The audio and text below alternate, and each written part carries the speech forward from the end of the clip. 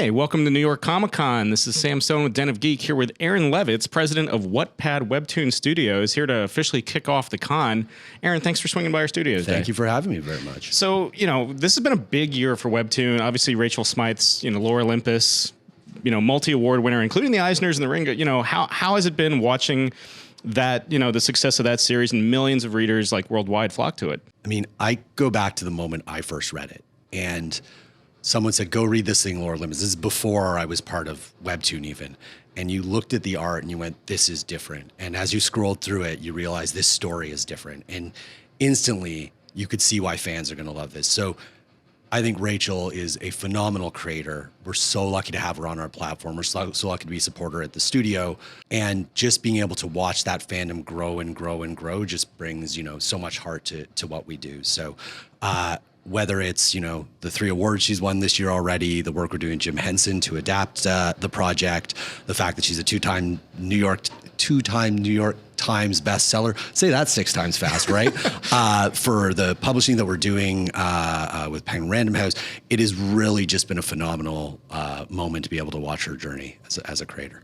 WEBTOON has also been expanding its partnerships. I mean, you're doing titles with Marvel, you're doing titles with Archie, you're doing the Assassin's Creed, an Assassin's Creed comic just in time for Assassin's Creed Mirage. How has it been seeing these publishers that have these kind of quote unquote traditional publishers flock more to what WEBTOON has to offer? I mean, other than as a giant nerd and loving every minute of it. No, I mean, look, I think it speaks to the fact that what WEBTOON does so amazingly well is bring fans to things they love. And I think the entire industry understands that. And whether we're bringing things on, like you said, whether it's with Archie or Marvel or DC, or we're taking things off and adapting it with people like Roy Lee, with Vertigo Entertainment, with Gremryland, or as we talked about, Lore Olympus with Jim Henson, I think that is really what WEBTOON does so well, which is like build fandom and build love for stories.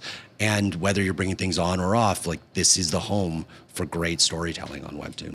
And I really wanted to lean into, we were talking about some of the adaptation work that's going on. WEBTOON's got a deal with Crunchyroll. We've been seeing like Tower of God get this really great anime series. How has it been seeing, that deal really take off and like all the new ways that WEBTOON titles have been adapted into either animation or other mediums?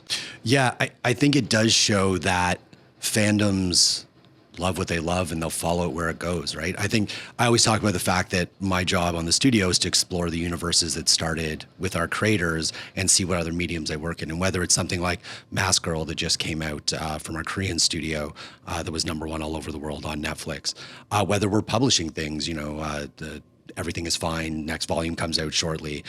Even a graphic novel after was one of the big Wattpad stories. We just know fandoms will follow their favorite stories to screens and shelves everywhere. And I think it just shows again the power that audiences know, right? When we look back at how entertainment's been created, which is like, we shall tell audiences what to love. And audiences are now like, no, we'll tell you what we love and just help us see more of it and help our creators be supported and help our creators grow to be some of the most influential creators, authors, writers, screenwriters in the world. And, that's, I think, again, what we do really well and kind of the fun part of the job. Well, and you also thread the needle in terms of like finding not just like, oh, should be a live action thing. This should be a television. This should be a movie. This should go on like this platform. Like, how is it kind of like figuring out the right platform for the right audience for the right title? That's a super cool question. And I always go back to like, it's a beautiful mix of art and science, right? What does set us apart is we're on the interwebs, right? We get to understand what fans love. They tell us what they love. They comment on what they love. We see big stories. We see up and coming stories. We see stories from diverse creators all over the world. But the art of it is sometimes understanding, well, look, we think this can start as animation. This can start as a streaming film. This could be theatrical. And it really is working with the story itself, our creators to understand what's important to them in their careers, and finding out, okay, does this make sense as a graphic novel? Does it make sense as a novel adaptation? And so it's that beautiful mix of art and science where we're still working with phenomenal screenwriters, producing partners, editors all over the world, but it all comes from that idea of we listen to fans, they'll help us find the most important creators on our platforms. The other element of that is WEBTOON started out as a Korean. I mean, it's still, a Korean company. There's been a lot of success with the Korean adaptations, but you're also working with not just Korean artists and creators or American artists. It's really a worldwide platform for worldwide audiences. How is it getting that global appeal down while keeping that local flavor that makes it so beloved? That's like my favorite part of the job. So on the studio, we span the two platforms, Wattpad and WEBTOON, right? We're producing in 8 languages around the world. We've published in over 30, and you never know where the world's next favorite story is going to come from. And again, 10 years ago, your favorite show was from your country, most likely. And if you weren't in the US, maybe it was from the US. Now, the fact that we have something like Atravest of Montana, which is Through My Window, one of our Wattpad franchises, which is, is the biggest Spanish movie of all time on Netflix. And that's because it had global reach, #1 all over the world, top 10 in, I think, 88 countries around the world. So I think that's one of the most fun parts of the job is when fans teach me where the next best storytellings come from. And we have to do our best to support those creators on a local basis, of course, but also on a global basis to see their stories really fly around the world. And whether it's something like Hooky or Atravez, we know our best storytellers could be living anywhere in the world at any time. Yeah, I mean, one of the big things that you're going to be talking about at the con this weekend is like the world building in science fiction and fantasy. Like, how is it seeing and it's such a there's so many worlds. Like you have so many titles. Like, how is it kind of like looking at that world building and seeing kind of the breadth of it? Oh my goodness, am I allowed to I'm going to fangirl about my own job. I mean, it's amazing, right? They're tried and true tropes. There are ways that we've never thought to put those together, and there's tropes being created every day. And I think the beautiful thing about fantasy and science fiction, especially today, is that you can tell a story in a far off world, but still have it so grounded in something that's important to us. And so we see so much of that. Oh my gosh, I'm going to sound terrible, but like science fiction plus or fantasy plus, yes, they're Dragon Balls, but it's a commentary on what we're going through as a society today. And we see that so viscerally in our creators because our creators are publishing week to week.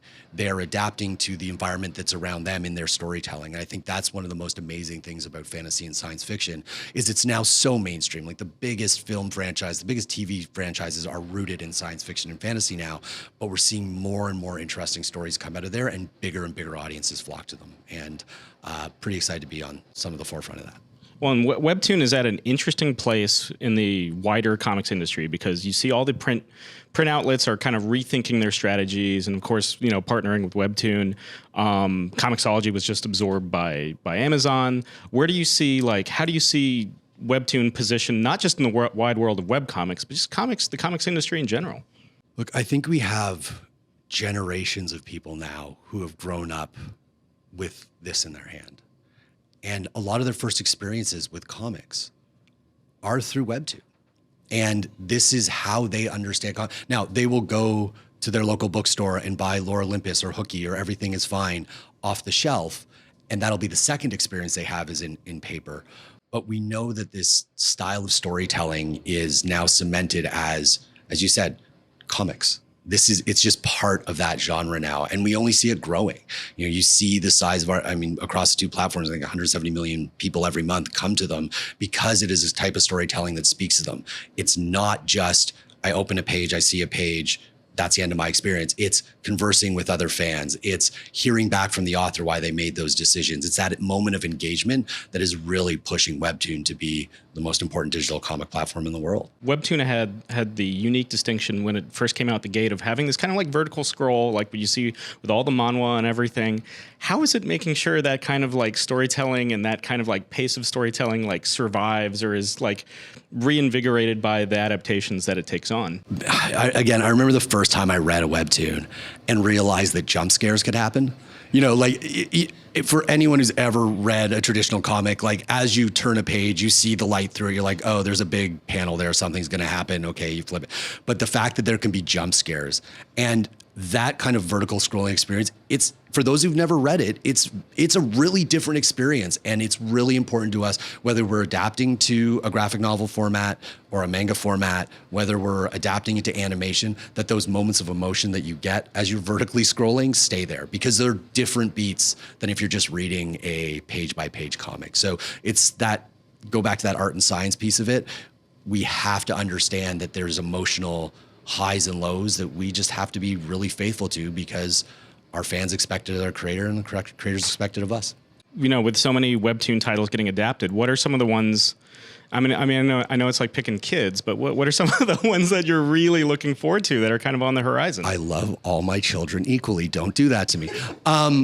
Look, I will say Lore Olympus, of course. We can't speak enough about the success it's had and the amazing time we're having working with Jim Henson to adapt it further.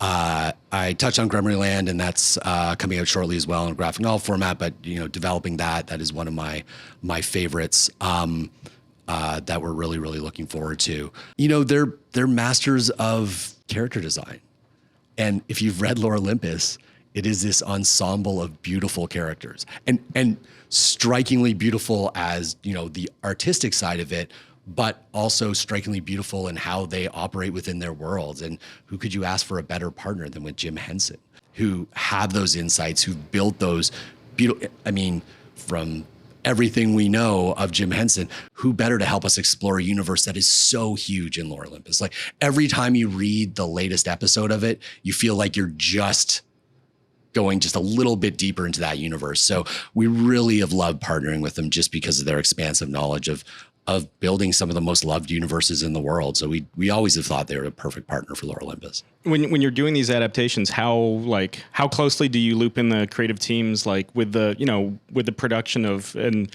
realization of their projects into different medium? That's really a big part of what we're doing, is making sure our creators' voices are heard, right? And that's not normal in traditional Hollywood, right? There's a lot of authors, creators, writers, comic illustrators who know that once their project has been picked up, they may not hear another thing until it hits the screen. And our job is to make sure that our creators' voices are heard. And it's spending a lot of time with them. I have a whole talent management group that just spends time with our creators to make sure they're feeling supported. At the end of the day, it doesn't mean our creators or even we get to make every final creative decision. That's why we have partners like Jim Henson. That's why I work with, Academy Award nominated screenwriters like we are on a couple of the Wattpad projects. But it's important that the creator's voice comes through, because their voice is also the fan's voice. And so whether it's through notes, whether it's through meetings with writers, we've had a lot of our writers and creators visit sets as we're shooting. It's important for them to be part of the process, because their fans want to know that they love this too. So we really try to put the creator first in all of our projects and make sure we understand why they're doing this, what's important to them, and what parts of the story they love the most. Stay tuned for more on Den of Geek for New York Comic Con. And if you haven't checked out WEBTOON yet, the water's warm. It's always, over 100 million readers worldwide. Be sure to check out the amazing titles in WEBTOON, including Lore Olympus, and keep an eye out for future WEBTOON adaptations. Aron, thanks for taking the time. Thank you for having me.